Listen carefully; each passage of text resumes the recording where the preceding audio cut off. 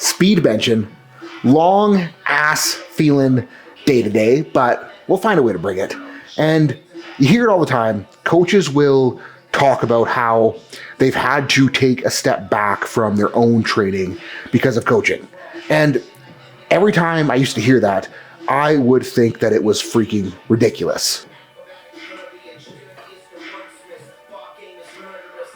And don't get me wrong, I still definitely do think it is ridiculous, but I can at least empathize with it now.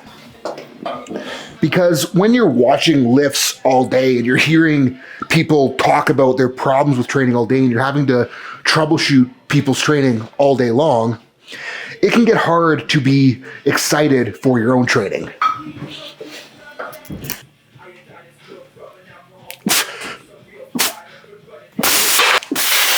And it is easy to get sucked into the woe is me, life is so hard as a powerlifting coach, but it is undoubtable that coaching has made my training better.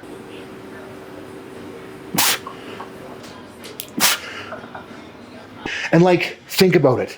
I get to watch training all day long. I get to think about training all day long. I get to solve lifters' problems all day long. I get to solve problems that I never would have encountered if I hadn't been helping someone through them. I get to think about things that I never even realized that I needed to think about. I get to learn so much more because every client is a little bit different and what every client needs is a little bit different. And because what every client needs is a little bit different, I get to experiment and grow and just figure way more shit out than I ever would have had I just been training and coaching myself. Anyways, getting into work set range and running something pretty much right on real speed work as far as protocol goes today. Plan is 3 rounds of 3 rep clusters. First one close, second one mid, third one wide. Sit up, rest enough that I feel fresh, get back down, run it again. So let's run it. Ha ha! Big lats, big triceps.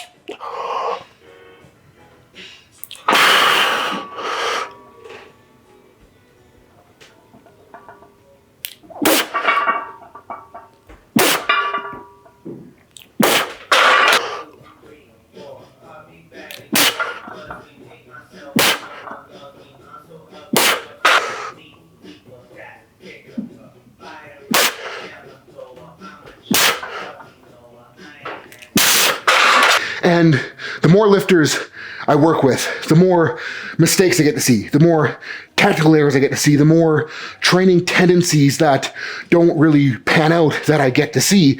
And the more that I see, the better I get at fixing, the better I get at figuring them out, the better I get at helping everyone else. And with some self-awareness, the better I get at being able to help myself. Round 2.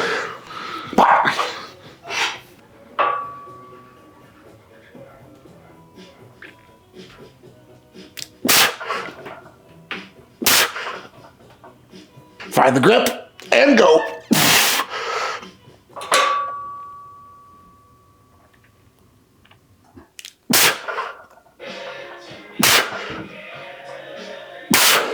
Yeah.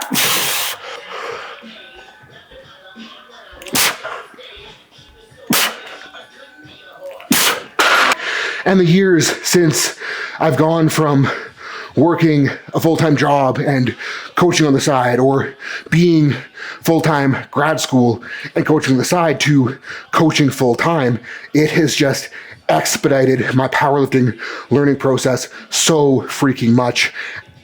And I couldn't be more grateful for it. Round 3. All right.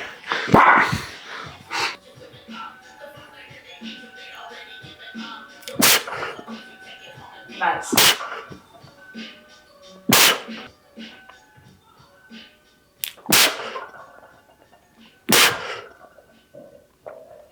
Hooey! Ease.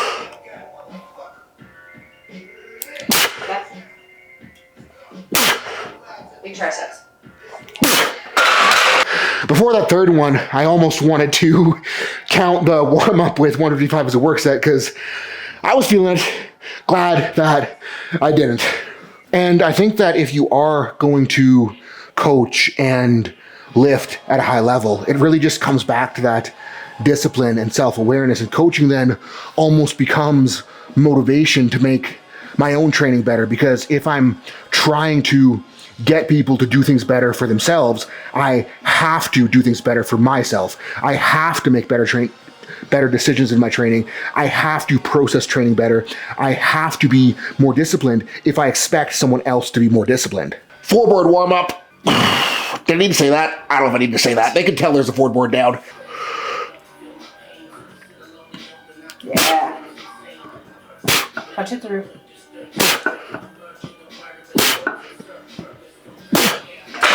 Figure 305 for the work sets today. Still going for the soft touch. And don't get me wrong, I'm not saying that you have to be a great lifter to be a coach. I'm not saying that you have to push your training as hard as you can to be a coach. I am saying that if you are going to be a coach and a lifter, don't use coaching as an excuse to suck as a lifter. Yeah, juicy triceps. Let's go. Yeah. Fuck yeah.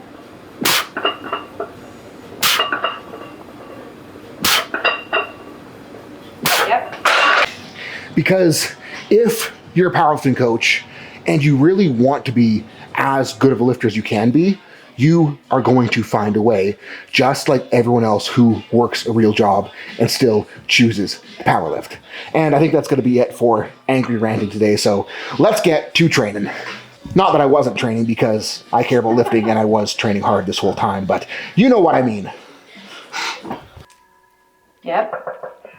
Day triceps, yeah.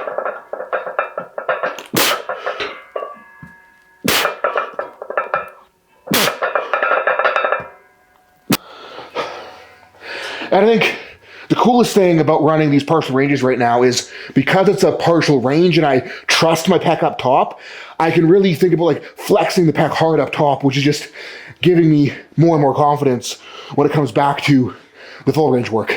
I just got a good real idea. What? Everyone talks about foot pressure on squats. No one talks about hand pressure on bench. Yep. Cooper, hey, off. Puppy! Cooper, off. Puppy off. Off. You're not a board. Yeah. Punch it through. Yeah. Soft touch. Yeah. Mark Bell still hasn't sent me an appropriately sized, less thick slingshot, so need Deanna for her assistance once again. Years of putting you in a bench shirt paid off. Yeah. Push up, brah. I actually look kind of jacked. This is a good look. I should walk around like this. Makes the forearms all vascular. Yeah, the Ryan Salk effect. Yeah.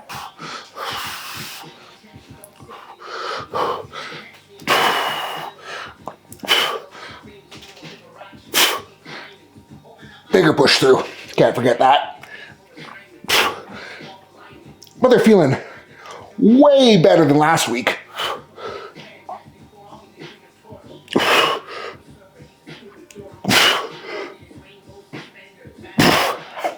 Still way harder than I want them to be, though. Thought this angle would be cool, but get a focus to work. Oh, it's come on, focus on me, please, please. My face. No, okay, fuck it, whatever. Already pressed record. And I want to do my set.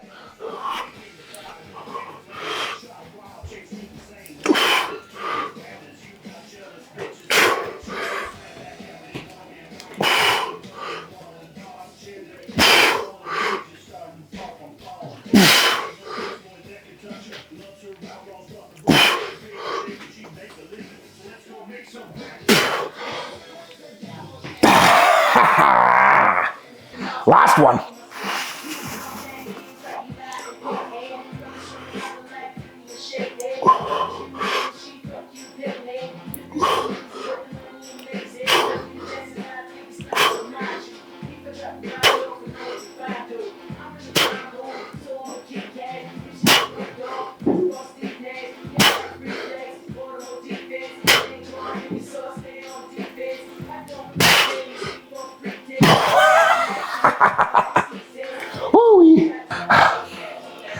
I'm actually really liking how this thing feels on dips, and I haven't been a big slingshot guy before. Like, I've had this thing for close to 10 years, and I've probably used it for more sets in the last 2 weeks just doing these on dips that I have for those entire 10 years. But feeling how these feel, I think if I did get a smaller or less ply version of this, I probably would run it for some of my max effort benching. But then I gotta order one of those, and I don't want to spend money, so yeah. And tries are fucking fried, so I'm gonna run these with a little bit more of a roll and keep them lighter.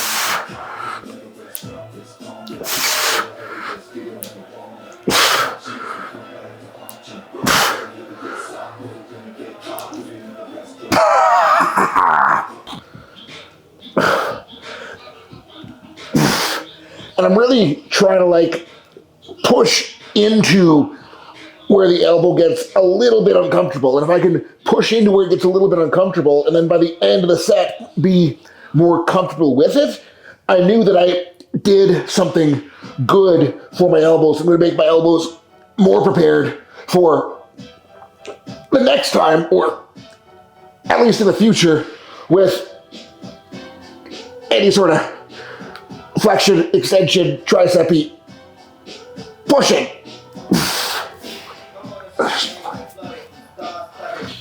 And like, when people have elbow pain, like the biggest mistake they make is that they avoid training their elbows at all. And like, obviously if your elbows are jacked up, you're probably not gonna be able to crank them super duper hard. But if you don't crank them at all, they're not gonna get stronger. And if they don't get stronger, they're not gonna be able to handle benching. They're not gonna be able to handle squatting.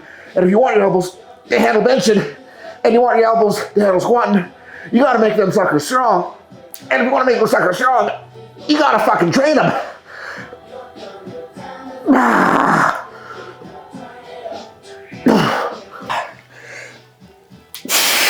Like, look at how thick and juicy that elbow is. And if you want your elbows to not hurt, you need to get yourself some thick and juicy elbows. And if you want to get thick and juicy elbows, you're going to have to train your elbows hard so they get thick and juicy.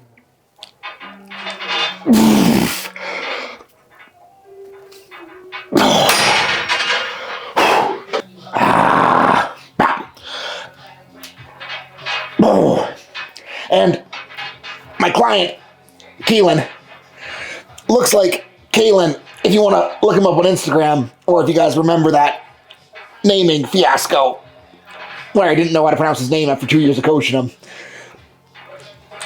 When we started, he had the frailest little skinny elbows, and they always hurt. And we just hammered the shit out of his triceps with rollings and Tates and JMs for 2 years. And now his elbows don't hurt, and his bench no longer sucks.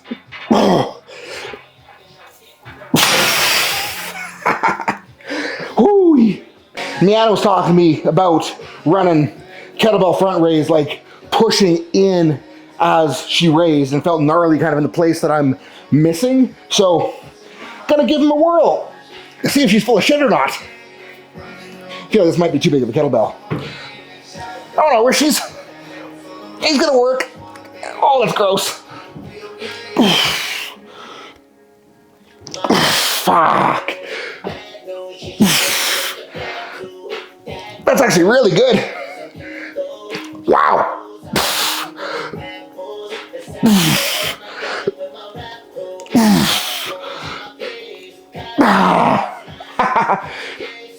Oh my goodness gracious.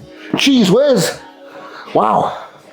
I'm gonna run superset with the dumbbell cleans again.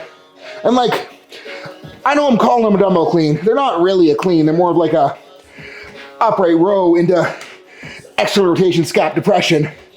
But they are fucking beautifully disgusting on everything shoulder, everything upper back.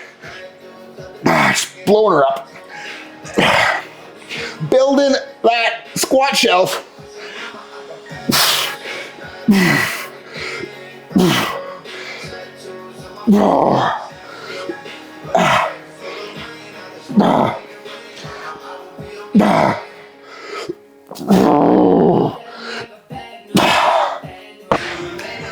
That was a little harder than I was expecting, so I'm going to run the little kettlebell, which feels too easy right now, but it might creep up on me. Trying to like reach and squeeze as I raise. Yeah, it's getting dirty. Good call. Oh.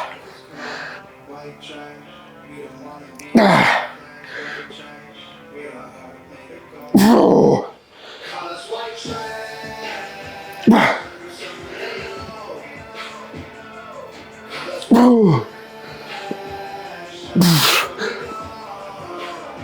Ah. Ah. Oh, I need more front delt work. Oh, baby.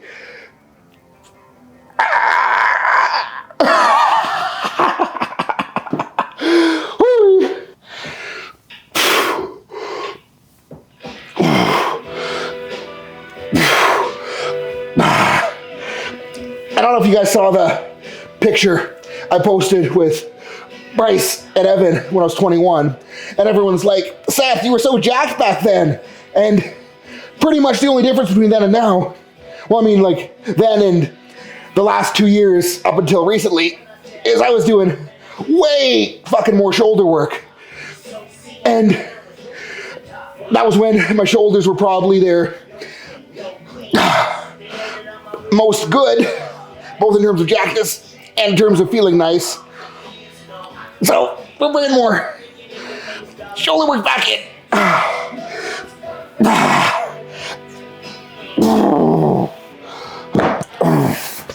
And the kettlebell's already out, dumbbells over there, so, oh God, that's actually harder than I thought it would be.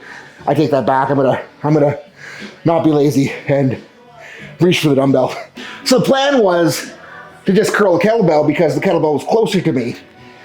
And I was thinking, efficiency, but you need to make the biceps less little so I can handle the kettlebell. Oh.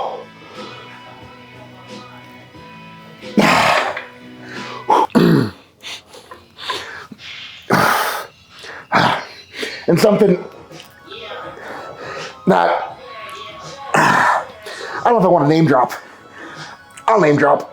Something that Ed Cohen was talking to me about was that he credits a lot of his not getting hurt a ton to having 0 weak points. And if I look back to the last couple of years of not doing a ton of hard direct delt work, not doing a ton of hard push bicep work, they probably were weak. Now, I'm not sure how much of a role that could have played in my pec ripping itself off, but in this case it did by any chance, if it distracted by the pump. In case there's any chance that it did, I want to make sure that I close that gap off. And on the topic of the pec tear, what that really came down to was that I was too aggressive with my training and then too aggressive with my attempt selection for where the pec was, because like ultimately injury comes down to load management and whether you put more on the bar than you were ready to handle on that day. And I've made my fair share of mistakes in that regard. And where that comes back to coaching, because I know I've made mistakes in that regard, it makes it so much easier to recognize when someone else is on the verge of making that kind of mistake. And as a coach, because I've experienced it, it's easier to pull someone back when they need to be pulled back. And learning to do it with others and learning to recognize with other people, it's easier to look at someone else objectively than it is to look at yourself. But the better I get at doing it with clients, the better I've gotten at doing it for me. And then it comes back again to the whole self-awareness, discipline, wanting to lead by example. And if I'm expecting someone else to pull back, I damn sure better be ready to pull back when it's time for me to pull back.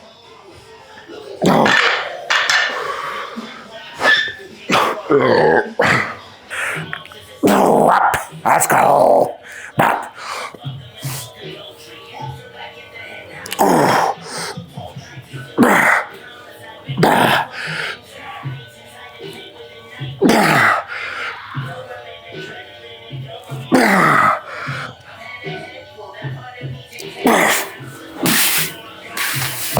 So I got these spread eagle sit-ups from when I worked with Clint Darden, 2012, 2013, and they are freaking gnarly. And another thing that I picked up from Clint back then that I have not let go of is doing torso work every single day. Because as a powerlifter, your torso can never be strong enough. And I credit how healthy my low back has stayed through my powerlifting career to the amount of torso work that Clint had me do and the amount of torso work that I continued doing through everything. And like, I've talked about this a bit before, but after ripping the groin shit off, I didn't do enough and I haven't been pushing it hard enough. And like, that's the reason I'm just making myself load it hard again, because I need to get back to feeling rock solid under the squat bar. No weak points.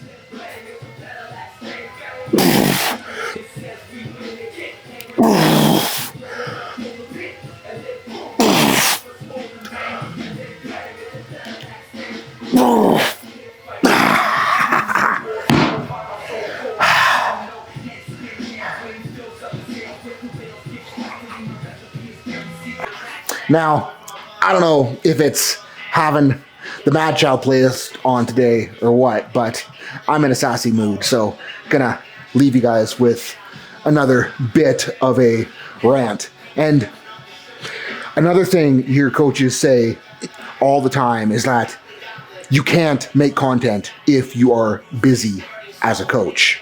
And we got to think about it. Like, if you're busy as a coach, you are talking to lifters about lifting all day.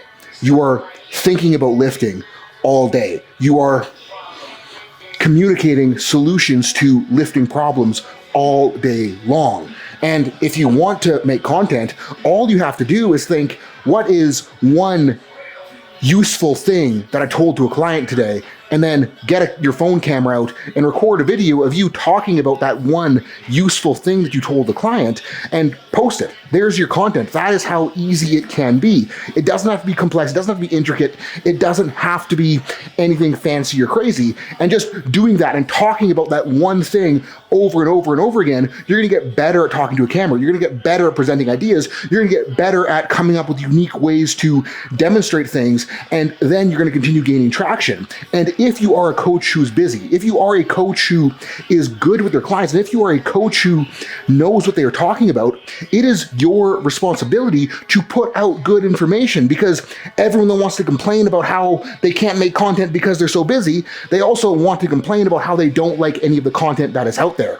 And if you want to see the world have better powerlifting content, if you want to see the world get better powerlifting information, start putting your stuff out there so that the world can get better at powerlifting. Because if more people who are good coaches talk about what they do that allows them to be good coaches, if more people talk about the good ideas that they have that help their clients, the whole lifting community is going to get better. Not to mention, more people are going to see that you are a good coach, and then you can have a bigger impact with more people. You're going to be able to impact people that you never would have impacted before, and it just becomes this giant snowball effect of everyone in the sport getting better. And like, that is one of the big reasons why I am doing this. And again, I didn't start out doing this. I started out making absolutely horrendous Instagram reels, and it built into this because I just got better and better and better and better, and I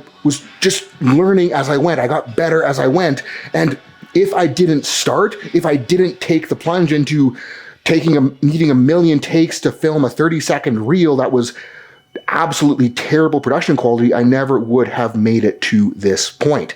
And like, the motivation to step things up and the motivation to really freaking try at this came from around people talking about how they had no idea how I was able to do what I was doing on Instagram at the time, and how they could never do that, and blah, blah, blah, blah, blah, and so many excuses. And hearing all of those excuses made me go like, fuck, I could try harder at this. I could do better. Let's see if I can do better, and let's see if I can try harder. And it just continued to snowball and build and build and build and build. And pretty soon I was like, okay, fuck it. I got Instagram. Let's push on YouTube and figure this out. And it's a different animal. It's hard, but people do it. And just because it's hard doesn't mean that you can't. And obviously, I'm not succeeding at this yet. I'm not doing as good as I could yet, but it's that belief that I can do better that keeps me coming back, keeps me trying harder, and keeps me wanting to push more. Because again, the more I can put out the process and the thought process and the little things I think about through training,